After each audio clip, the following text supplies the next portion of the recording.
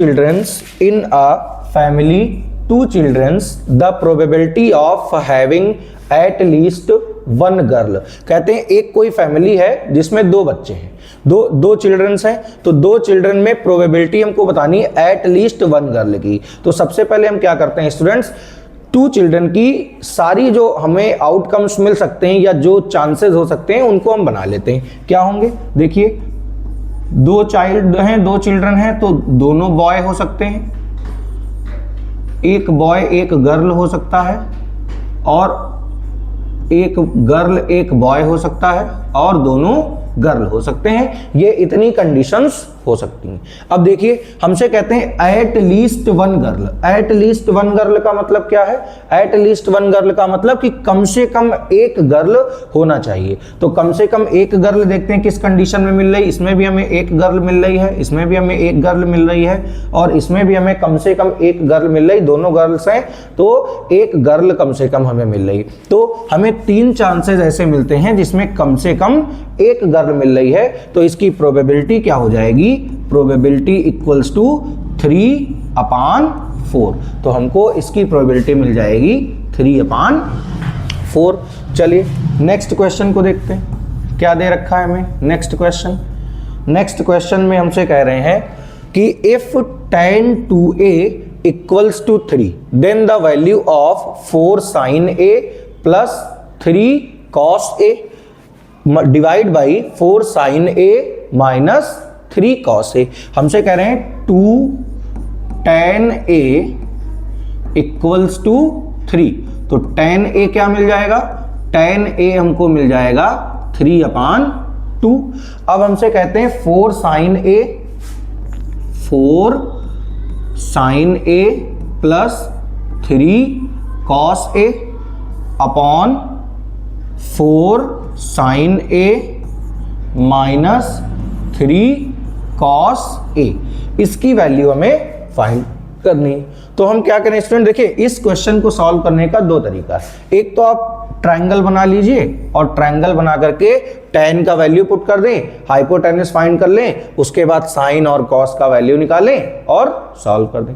एक तरीका दूसरा क्या है कि न्यूमरेटर और डिनोमिनेटर दोनों में हम cos a से डिवाइड कर दें। जब इसको cos a से डिवाइड करेंगे तो क्या मिलेगा?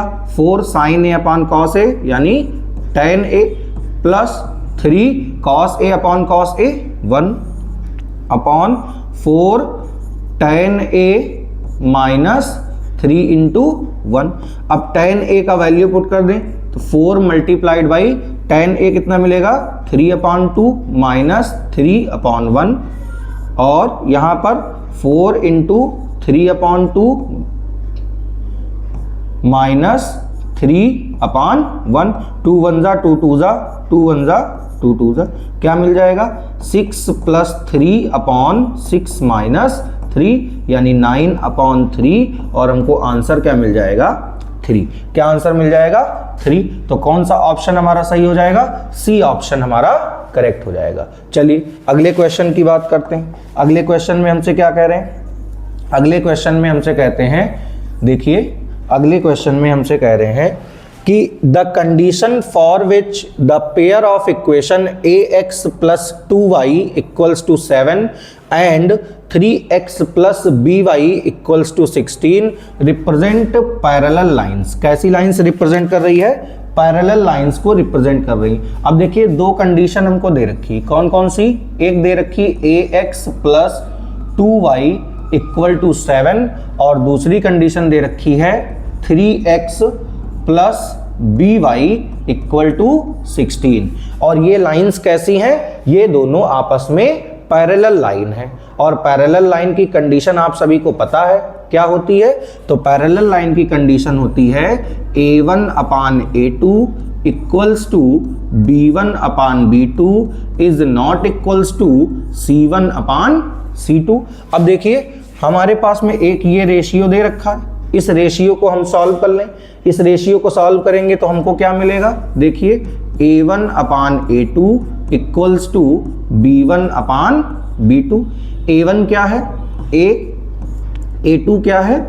3 इक्वल्स टू b1 है 2 और B2 क्या है y, क्रॉस मल्टीप्लाई कर दें तो AB इक्वल्स टू 3 मल्टीप्लाइड